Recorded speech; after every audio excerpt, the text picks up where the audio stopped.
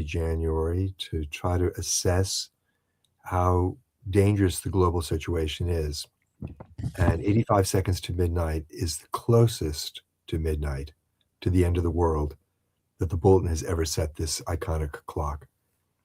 And we need to pay attention to that, because one of the big problems in the world today is that although we are literally at the brink of nuclear war, we're not paying attention to this problem the way that we need to. Right.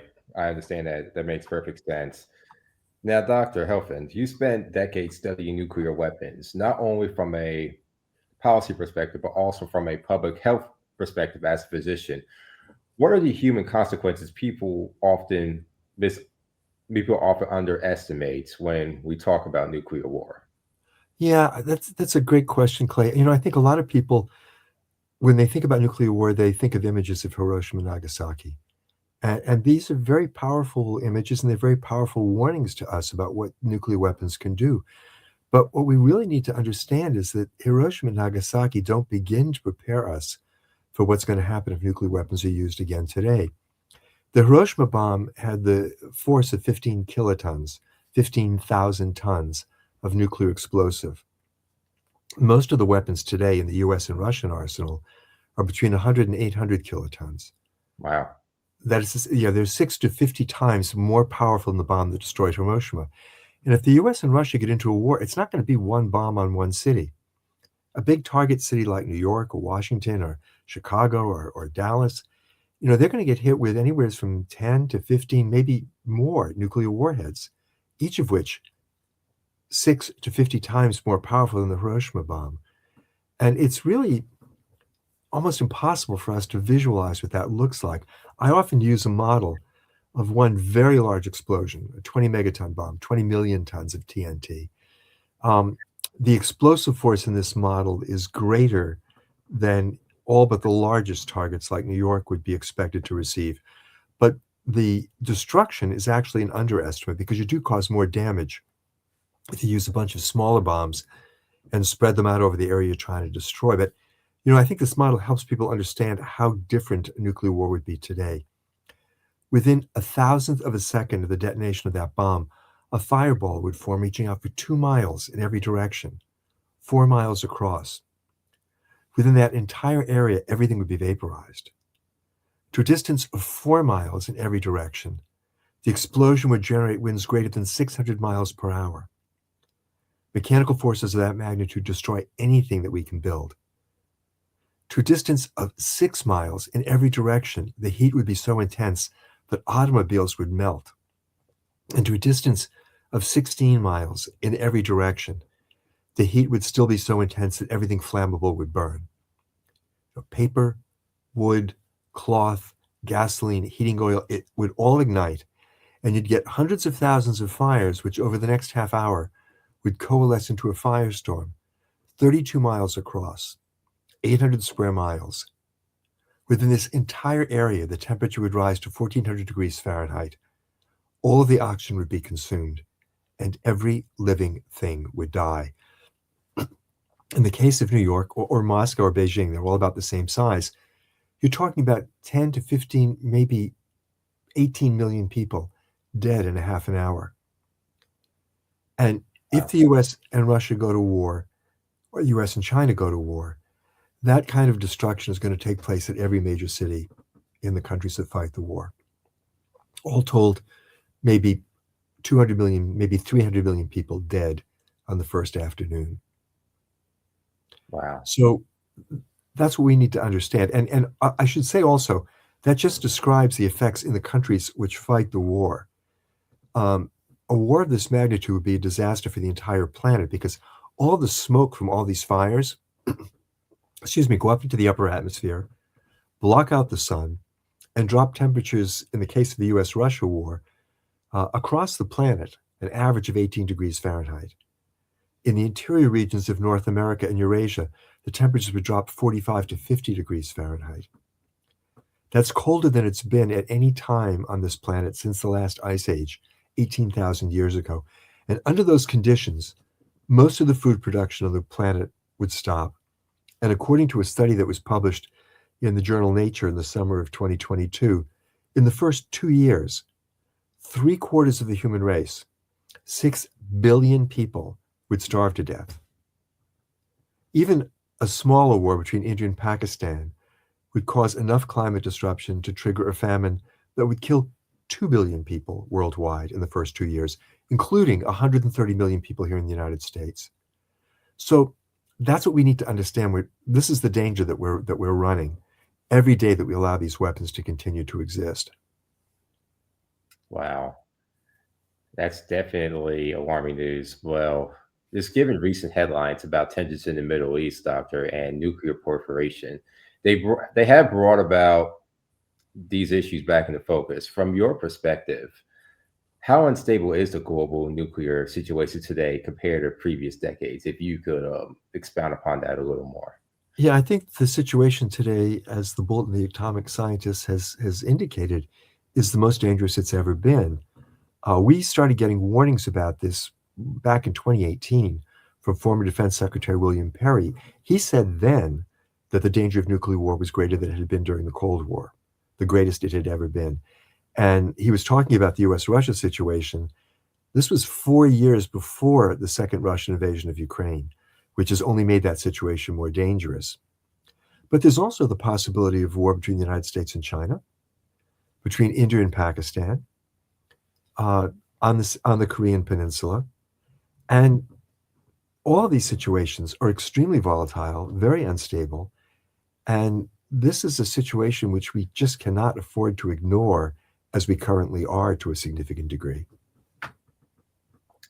Wow. And now I have a policy question here to go along with that. So with the expiration of the New START Treaty, we are entering a moment where the limits on nuclear arsenals are becoming less clear. What risk does that create for the global system, if you can answer from that angle? Yeah, well, I think, New START was the last treaty that put any restrictions on the size of the US and Russian arsenals. And now that that treaty has expired, the United States and Russia can develop as many warheads as they want to. And there are people here in the United States, for example, that are pushing very hard for the United States to expand its nuclear arsenal, saying we have to have as many weapons as Russia and China combined. So if we decide to do that, Russia will say, well, US has more weapons than we do now. We need to expand our arsenal. And then we'll need to expand ours further. And you'll just get into this incredible spiral. We've done this once before. In the 1980s, we ended up with the United States 30,000 nuclear warheads at a time when we knew perfectly well would destroy the Soviet Union. We had 30,000 of them. And it's the sort of game theory logic that is allowed to dictate what our nuclear posture is going to be that leads to this incredibly bizarre, really insane result. What we need to do is refocus the conversation about nuclear policy on the actual consequences. What is going to happen if these weapons are used?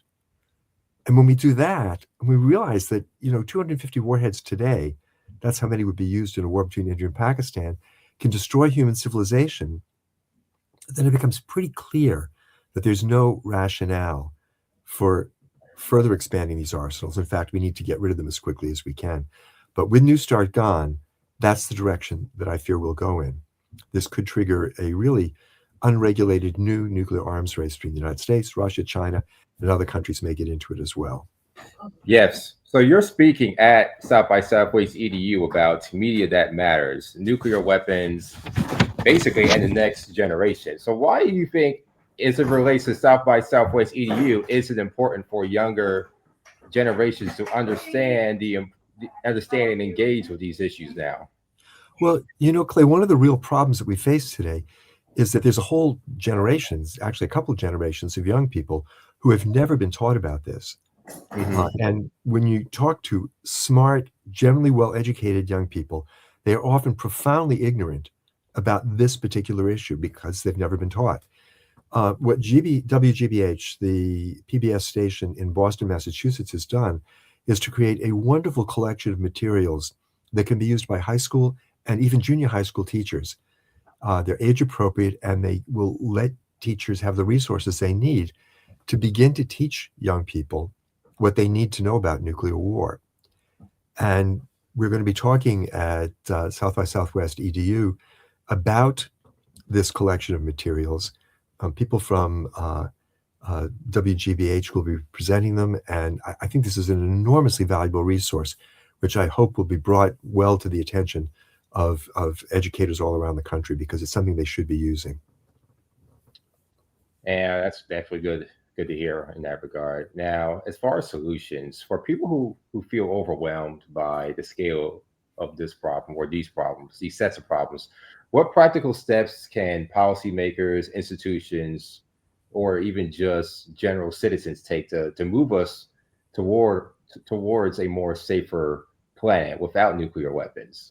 Well, the Back from the Brink campaign, which I work with, is advocating for the United States to change its fundamental nuclear policy, to recognize that nuclear weapons don't make us safe, that they are the greatest threat to our safety, and that our security actually demands that we work for a world free of these weapons. We specifically call on the United States to enter now into negotiations with the other 8 countries which have nuclear weapons to Hmm. try to work out an agreement to eliminate these weapons in a verifiable, enforceable process with a specific timetable to be negotiated for dismantling the individual warheads. And I would encourage people who are interested in getting involved to join that campaign. Our website is preventnuclearwar.org.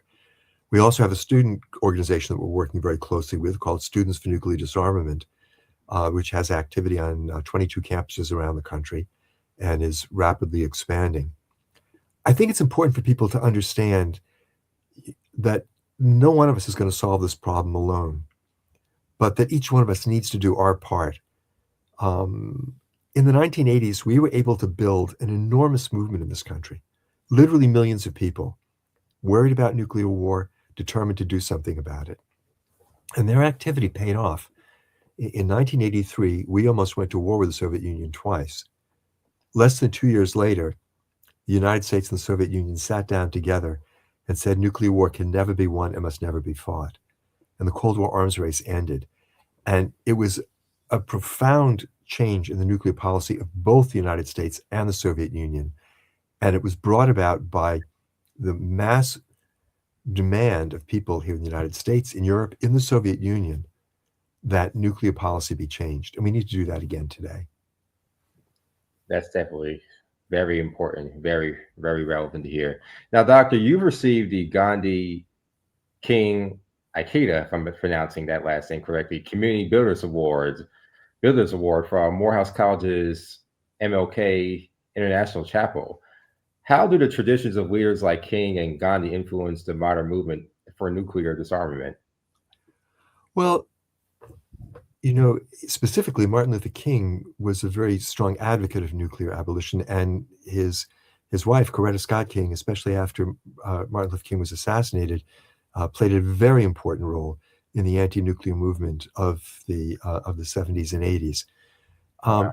It flows directly from the teaching of nonviolence. Nuclear war is the ultimate form of violence, Yeah. and I was deeply, deeply honored to receive this award from Morehouse, and grateful to them for using that award to draw attention to this urgent need to eliminate nuclear weapons, something which Martin Luther King worked for in his lifetime. Gandhi died before the nuclear weapons era really got started. It was shortly after Hiroshima and Nagasaki. But his teaching on nonviolence, just had a profound impact on the civil rights movement here in the United States and on the global movement to seek nonviolent solutions to the disputes that arise between nations. Well, that's definitely good. Now, I want to close with a hope and vision question. Now, despite the risks that we're facing, you've continued this work for decades. What gives you hope that meaningful progress toward nuclear disarmament is still possible? I think the main thing that gives me hope is the historical record. In the 1980s, we were on the brink of nuclear war then too, and we were able to turn that around and end the Cold War arms race. We didn't get rid of the nuclear weapons altogether, but we ended the Cold War arms race. And I think if it had not been for that movement, there probably would have been a nuclear war in the 80s, and we wouldn't be here today. So we've done this once already. I don't think there's a guarantee that we're going to be successful, but I don't think there's any reason to assume that we won't be, because we've been able to do this once before. And I think, as I said, no one of us is going to solve this problem alone. But if each of us does that part of the job, which is ours to do, I think we can build that kind of movement again. And I think the thing that above all gives me hope is that we're telling the truth. What we're talking about is a message that resonates with people, because when they get the information, they understand this really is the danger that faces us all. And nobody wants to see this happen. So I believe that if we are able to reach out and educate people, to let them know about the extent of the danger they face, that they will take action. And, every one of us wants to do something good with our life. We want our lives to matter. Those of us living today have been given the opportunity to save the world. It doesn't get any better than that. No one can ever do anything better with his or her life. And I think when people understand that, they're going to take action, and we're going to be successful. We're going to save the world. I hear that. Well, Dr. Ira Helfand, thank you for joining us here today and for the decades of work that you've done to bring attention to these critical issues. So thank you for everything you're doing, and let's keep on, and I will do my best I can to spread this word and these efforts that you're doing. Well, thank you so much for that, Clay. It's really important that people like you, who are able to reach a big audience, are talking about this issue. Definitely, I'll do the best I can. But thank you again for your time, and you enjoy the rest of your day, sir. You too. Thank you.